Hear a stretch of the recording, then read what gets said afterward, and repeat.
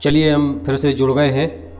हम बाल विकास की जो क्लास कर रहे थे अभी, तो उसका ये छठवां पार्ट है। और इसके पहले हम 5 पार्ट कर चुके हैं। यदि आपने ना देखे हों तो आप जाके देख सकते हैं। चैनल के लिंक आपको दी जाएगी ग्रुप में, तो वहाँ से आप देख लेना। बाकी यदि आपने हमारे चैनल को सब्सक्राइब ना किया हो तो हमारे चैनल को सब्सक्राइब कर दें। और कुछ लोगों ने कमेंट भी की हैं, अच्छी अच्छी कमेंट की हैं। ज़्यादातर कमेंट लड़कियों ने की हैं, तो इससे पता चलता है कि लड़कियां ज़्यादा पढ़ने के लिए इच्छुक हैं। तो प्रीति, नितिन शर्मा, ज्योति सिंह, वर्षा, अंजू, साक्षी तिवारी, टीना ने कमेंट की है। विवेक मिश्रा जी ने कमेंट की है। आयांश वर्मा जी ने कमेंट की है। शशि भूषण कुमार जी ने कमेंट की है।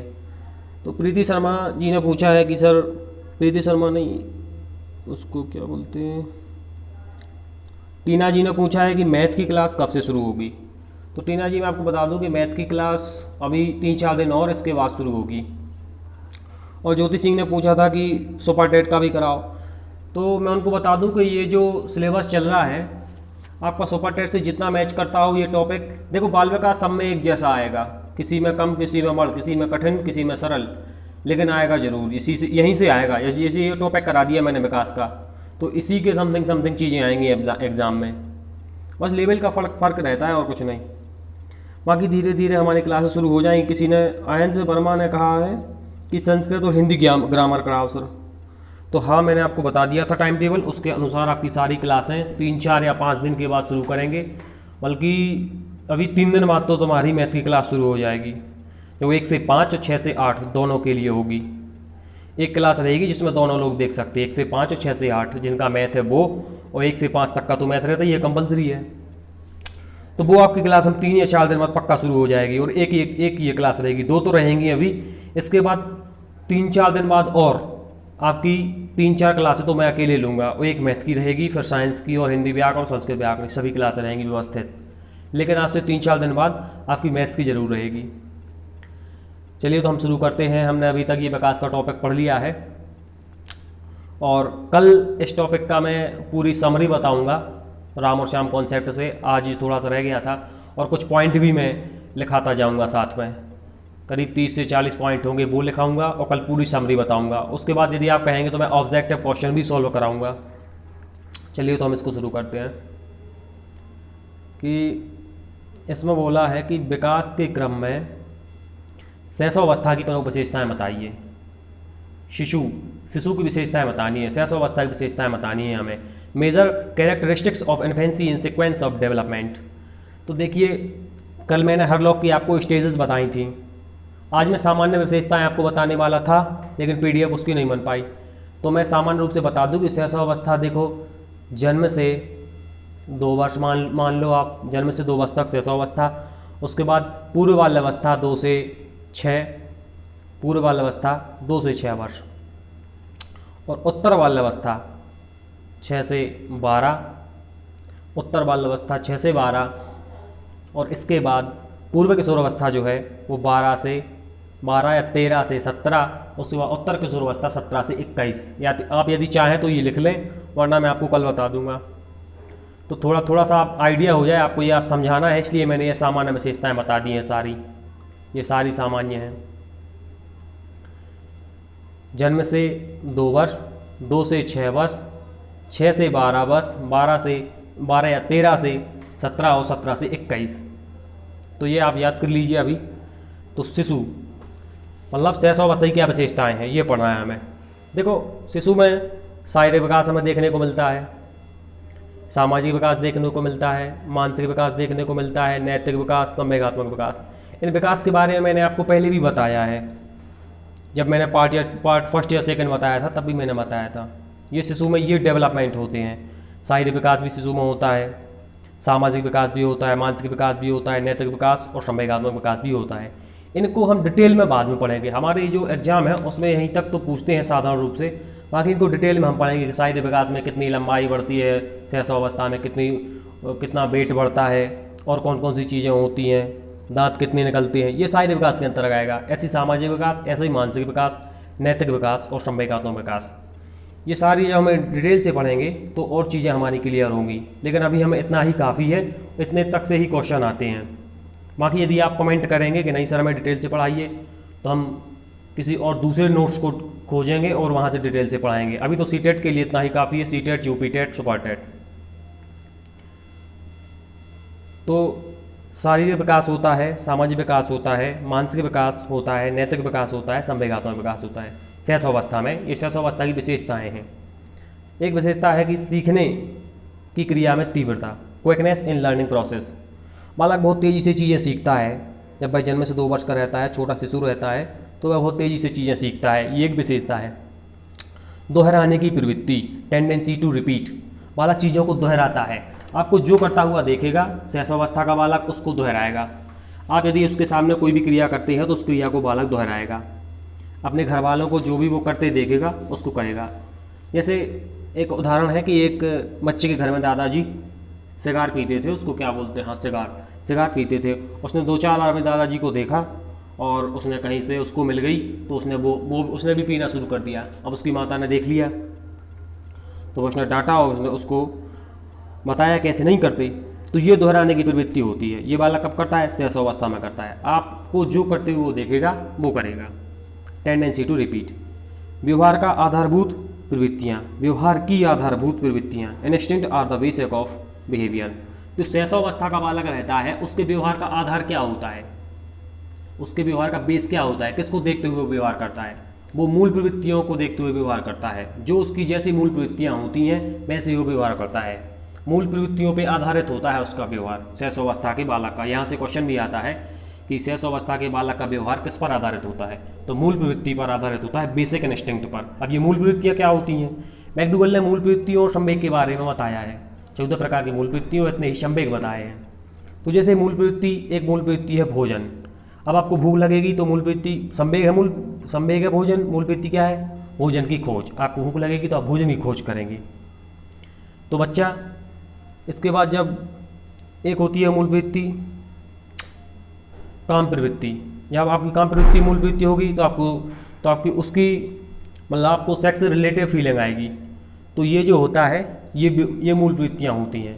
बालक का जो व्यवहार है इन्हीं मूल प्रवृत्तियों पर आधारित होता है। धीरे धीरे फिर वह बड़ा होता जाता है, उसके संवेग मजबूत होते जाते हैं, फिर उसका व्यवहार इस पर आधारित नहीं होता।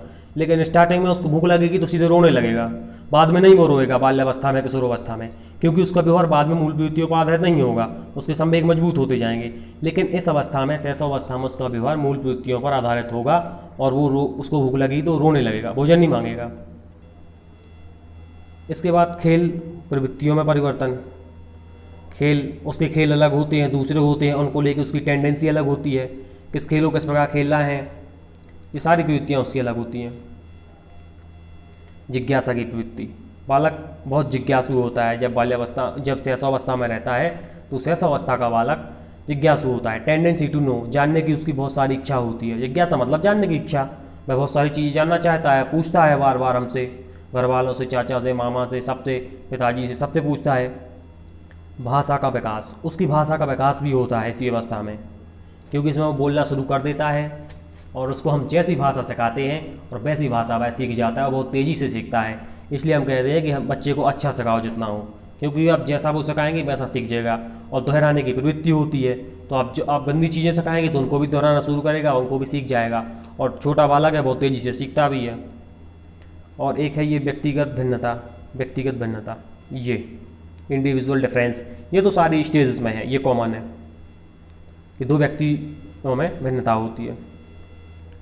बाल्यावस्था की प्रमुख विशेषताएं। अब देखो, हमने शैशवावस्था की सामान्य विशेषताएं हैं जो पढ़ ली हैं, अब हम पढ़ेंगे बाल्यावस्था की प्रमुख विशेषताएं। Characteristics of childhood.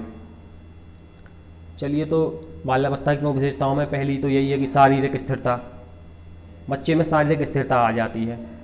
Physical stability, मतलब एक और जहाँ बालक प्रसवपूर्ण अवस्था से अपना विकास शुरू करता है, तो प्रसवपूर्ण अवस्था, उसके बाद शैशवावस्था में भी बालक का विकास तेजी से होता है। उसके बाद आती है बाल्यावस्था। बाल्यावस्था में शारीरिक विकास उसका स्थिर हो जाता है, अब ज़्यादा तेज नहीं होगा शारीरिक विकास बाल्यावस्था में अब विकास तेजी से नहीं होगा, 6 से 12। शारीरिक स्थिरता आ जाएगी उसमें, फिजिकल स्टेबिलिटी, थोड़ा रुक जाएगा, धीमा सा हो जाएगा, रुकेगा नहीं, धीमा हो जाएगा। फिर जब किशोरावस्था आएगी तो फिर स्पीड पकड़ लेगा बुलेट ट्रेन की रफ्तार से।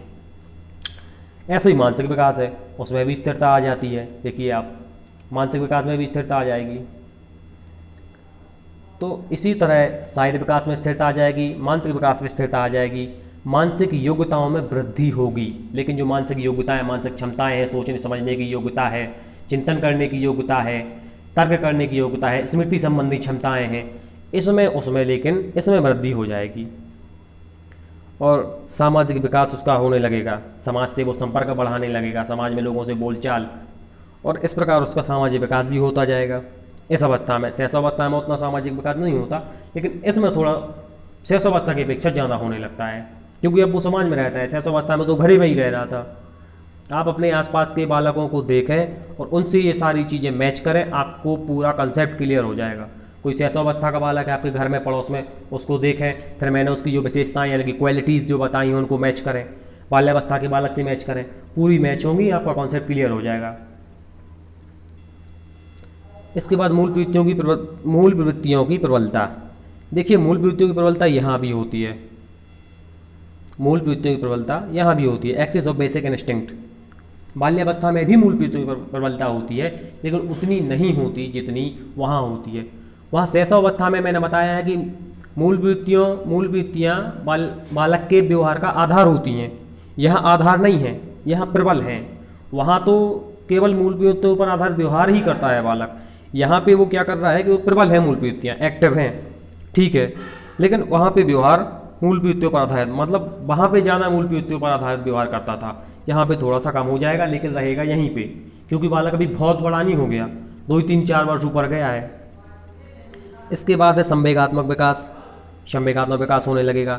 अब सबसे अच्छा है रचनात्मक शक्ति का विकास। ये सबसे अच्छा कंसेप्ट है, आप इसको ध्यान से पढ़ लें।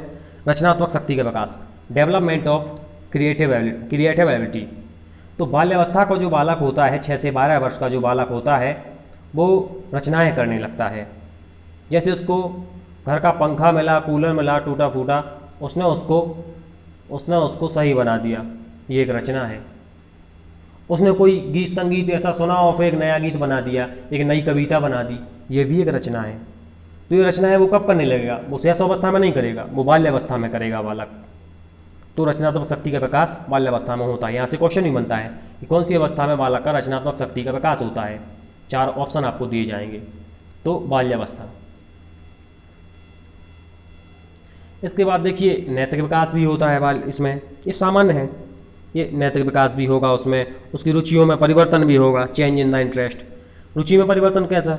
रुचि में परिवर्तन ये कि पहले जो बालक था वो क्या कर रहा था कि वो उसको खिलौनों में रुचि थी, वो अपने खिलौनों से खेल रहा था, उसको कोई नहीं चाहिए, उसको ना दोस्त चाहिए ना कोई चाहिए, अपने खिलौनों से मतलब। अब लेकिन उसको खिलौनों से मतलब नहीं है, अब उसको दोस्त भी चाहिए और उसको बाहर भी घर से खेलना है और उसको खिलौने भी चाहिए, उसको टीवी भी देखना है, उसको मोबाइल भी चलाना है, उसकी अलग रुचि हो गई। पहले सिर्फ उसको खिलौने से मतलब था। तो ये रुचियों में परिवर्तन है। और भ्रमण प्रवृत्ति। भ्रमण प्रवृत्ति क्या है? भ्रमण प्रवृत्ति बालक टेंडेंसी ऑफ वेंडर, क्या लिख दिया ये पता नहीं। भ्रमण प्रवृत्ति तो उसकी घूमने की प्रवृत्ति हो जाती है, टेंडेंसी, हाँ, उसकी घूमने की प्रवृत्ति हो जाएगी, घर से बाहर निकलना चाहेगा, घर में कम रुकेगा। तो पहले शैशवावस्था में वो घर में रुकता था, लेकिन अब बाल्यावस्था में आ गया है, अब घर में नहीं रुकेगा, घर से बाहर जाना चाहेगा, दोस्तों के साथ खेलना चाहेगा। ये होती है भ्रमण प्रवृत्ति। अगली है प्रतिस्पर्धा की भावना की प्रबलता। उसमें प्रतिस्पर्धा की भावना की प्रबलता हो जाएगी। प्रतिस्पर्धा की भावना की प्रबलता, excess of the feeling of competition. दोस्तों के साथ जब वह विद्यालय जाता है तो वहाँ वह देखता है कि ये बच्चा हमसे अच्छा खेल रहा है, ये हमसे बच्चा पढ़ने में होशियार है, या माता पिता भी कह दे कि यार वो तुमसे कितना अच्छा है। तो ये कंपटीशन का उनके दिमाग में आ जाता है, एक दूसरे ईर्ष्या का भाव पैदा हो जाता है, मुझे इससे अच्छा नंबर ला के दिखाना है, मुझे इससे ज़्यादा मेहनत करनी है। तो ये जो कंपटीशन की भावना है ये भी बाल्यावस्था में ही विकसित होती है। शैशवावस्था में इससे पहले उसको नहीं पता था कि कौन कितने नंबर ला रहा, किसको क्या करना, मुझे नहीं पता, मुझे बस अपने खिलौने अच्छे लग रहे हैं। लेकिन इस स्टेज में आके जो बालक है उसमें कंपटीशन की भावना जागृत होती है। वह चाहता है कि मैं उस बच्चे से अच्छा करूं, मैं 100 में से 100 नंबर लाऊं, मैं सबसे अच्छा खेलूं, मैं सबसे अलग दिखूं। ये प्रतिस्पर्धा की भावना है। व्यक्तित्व का विकास, व्यक्तित्व का व्यापक विकास, the broad development of personality. तो व्यक्तित्व का इसमें व्यापक विकास होने लगता है, मतलब जो व्यक्तित्व हमारा बनना है उसका जो नींव है, उसकी जो आधार है वो इस अवस्था में डल जाती है, बाल्यावस्था में, कि आगे जाके हम कैसे बनेंगे। यहाँ हम जो यहाँ जो हम चीज़ें सीखेंगे उसी को फिर हम आगे फॉलो करते हैं और वैसे ही हम बनते हैं। तो ये हमारी स्टेज बड़ी महत्वपूर्ण है व्यक्तित्व के विकास को लेके। इसके बाद हम पढ़ेंगे किशोरावस्था की प्रमुख विशेषताएं। Chief characteristics of adolescence, chief characteristics of adolescence. तो किशोरावस्था की प्रमुख जो विशेषताएं हैं अब उन्हें पढ़ेंगे हम कि अब किशोरावस्था की क्या विशेषताएं हैं। ये सबसे अच्छी अवस्था है किशोरावस्था की, इसमें मनुष्य का विकास सबसे ज़्यादा होता है, उसका दिमाग भी बढ़ता है, उसका शरीर भी बढ़ता है, उसमें मैच्योरिटी भी बढ़ती है, परिपक्व होता जाता है बालक। और अब बचपना थोड़ा थोड़ा उसमें कम हो जाता है, अब वो थोड़ा चीज़ों के प्रति सीरियस होता है इस अवस्था में आके। करीब 13-14 वर्ष से ये शुरू होती है और 20-21 वर्ष तक चलती है, 20-21 वर्ष तक चलती है, लेकिन ज़्यादातर यह 17-18 वर्ष तक हो जाती है। उसके बाद उत्तर किशोरावस्था आती है 17 से 21। वहाँ पे कुछ ज़्यादा खास परिवर्तन देखने को नहीं मिलते, लेकिन ये जो 13-14 वर्ष से 17 वर्ष तक का है जो पूर्व किशोरावस्था, इसको दो भाग में बांटा है किशोरावस्था को, पूर्व किशोरावस्था, उत्तर किशोरावस्था। तो हम इसकी विशेषताएं पढ़ेंगे कि इस अवस्था में होता क्या है, इस स्टेज में बच्चा क्या करता है, क्या उसकी इसको कैसे हम पहचानेंगे। आप अपने आसपास के किशोरावस्था के बच्चे को देखें जिसकी उम्र 13 या 14 वर्ष है, 15, 16, 17, 18, 19, 20, इस एज तक के बच्चे को देखें, फिर उससे ये सारी जो विशेषताएं हैं उसको मैच करें, आपका कंसेप्ट अच्छे से क्लियर हो जाएगा, कोई भी आपको डाउट नहीं रहेगा कि हाँ जो चीज़ें बताएंगे कि हाँ सर वास्तविकता में उन बच्चों में ऐसी हैं। तो पहले तो उसमें शारीरिक विकास होगा, शारीरिक विकास आपने देखा होगा किशोरावस्था के बच्चे में होता है, मानसिक विकास होगा। अब एक और है ये घनिष्ठ संबंध और व्यक्तिगत भिन्नता। देखिए व्यक्तिगत भिन्नता तो सारी स्टेज में है कि दो व्यक्ति का विकास कभी समान नहीं होता, सबका अलग अलग होता है, ये अच्छी बात है। लेकिन ये जो घनिष्ठ संबंध है ये किशोरावस्था में बनते हैं, 13-14 वर्ष से 17-18 वर्ष का बालक पहले शैशवावस्था में घर में रहता था, घर से बाहर नहीं निकलता था, समाज में ज़्यादा नहीं जाता था। बाल्यावस्था में जब बालक आया तो घर से बाहर निकला, समाज में जाना थोड़ा थोड़ा शुरू किया, अपने दोस्तों के साथ खेलना शुरू किया, उनके साथ बैठना शुरू किया। लेकिन इस अवस्था में आते आते, किशोरावस्था में आते आते बालक अपने मित्रों के साथ बैठने उठने, उनके साथ रहने, उनको फैमिली से ज़्यादा महत्व देने लगता है। परिवार में ज़्यादा रुकेगा, 13, 14, 15 या 16 वर्ष का बालक अपनी फैमिली में कम रुकेगा, अपने दोस्तों के साथ ज़्यादा रुकना पसंद करेगा, उनके साथ खेलना कूदना, घूमना, ट्रिप पे जाना, मस्ती करना, उनके साथ पढ़ना उठना बैठना, ये सारी चीज़ें उसको दोस्तों के साथ घूमना फिरना, समूह में रहना पसंद हो जाएगा। फैमिली को अब कम पसंद करेगा क्योंकि अब वो बच्चा नहीं रह गया, अब वो ये कहेगा अब मैं बच्चा नहीं हूँ। तो ये होता है घनिष्ठ मित्रता, उसके घनिष्ठ मित्र बन जाएंगे, क्लोज फ्रेंड। इसके बाद व्यवहार में भिन्नता, डिफरेंस इन बिहेवियर।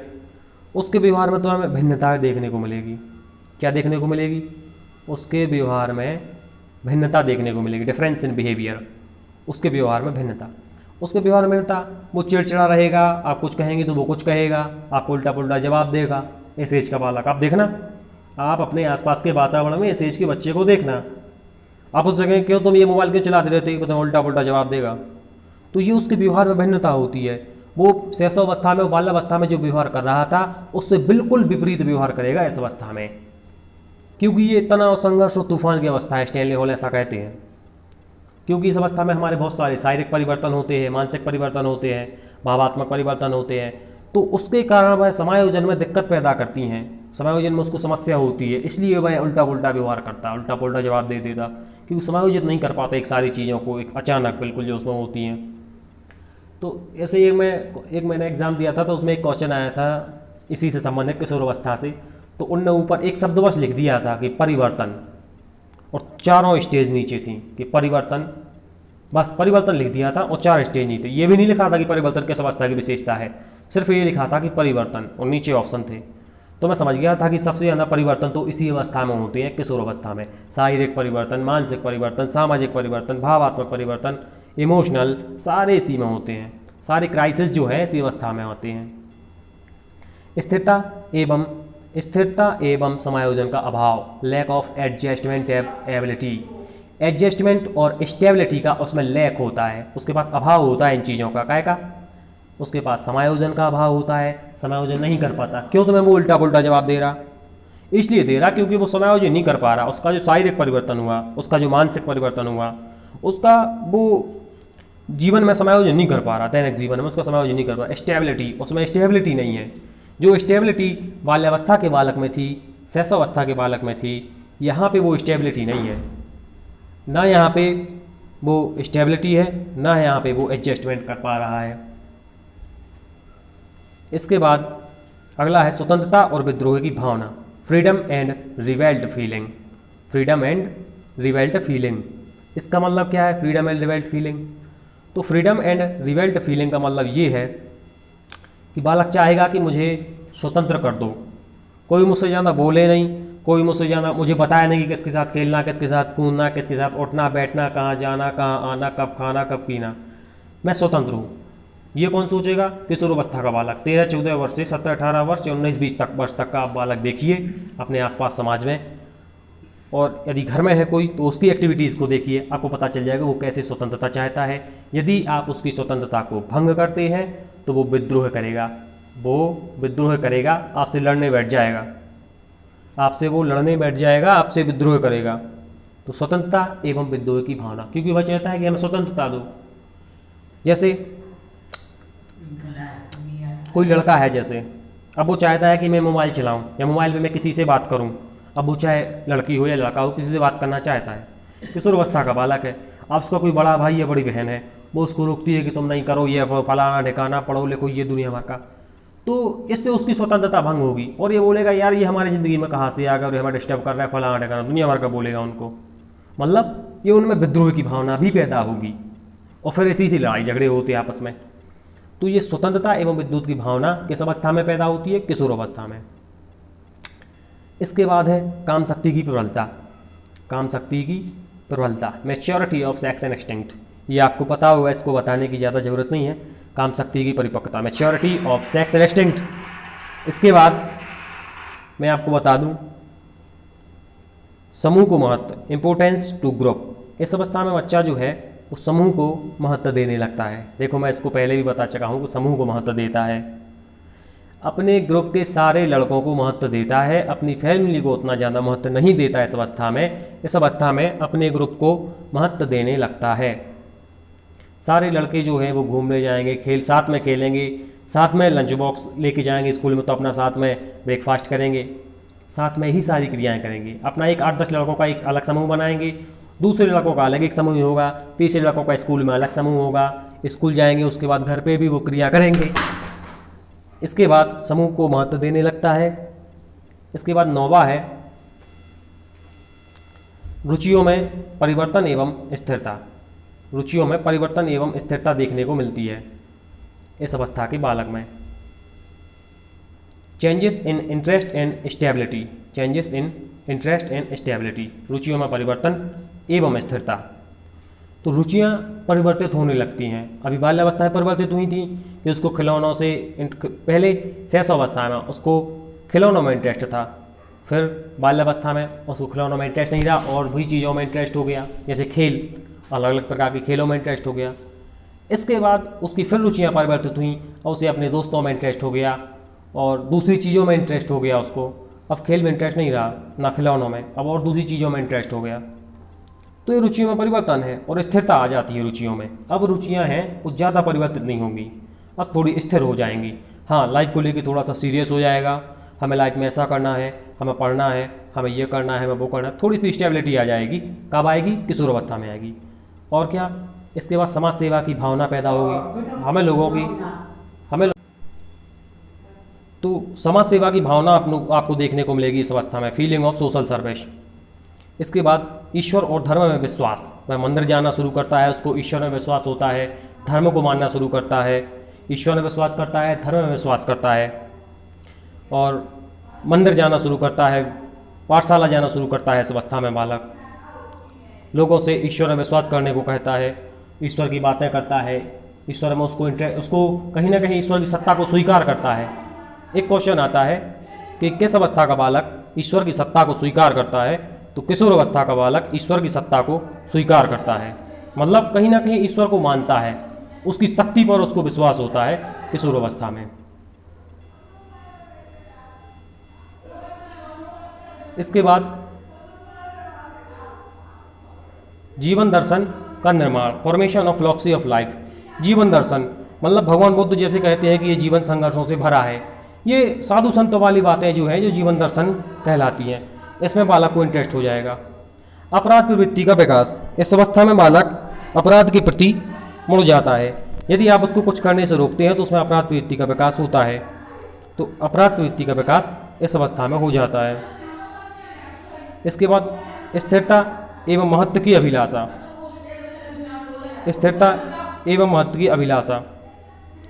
इस अवस्था का बालक इस अवस्था के बालक में स्थिरता एवं महत्व की अभिलाषा पैदा हो जाती है कि हमें लाइफ को लेकर क्या करना है, और जो सारी चीज़ें होती हैं उसमें वो स्थिरता चाहता है और वो सोचने लगता है, बालक सोचने विचारने लगता है। इस अवस्था में बालक आपने देखा होगा, आप जब इस किशोर अवस्था पर गुजरे होंगे तो आपने भी देखा होगा ये सारी चीज़ें। अपराध भी उसमें विकसित होगा। अपराध प्रवृत्ति की अवस्था कौन सी है, क्वेश्चन आता है अपराध प्रवृत्ति की अवस्था कौन सी है, तो किशोर अवस्था अपराध प्रवृत्ति की अवस्था है। ये दो परिभाषाएं हैं, एक स्टैनली हॉल की दो परिभाषा।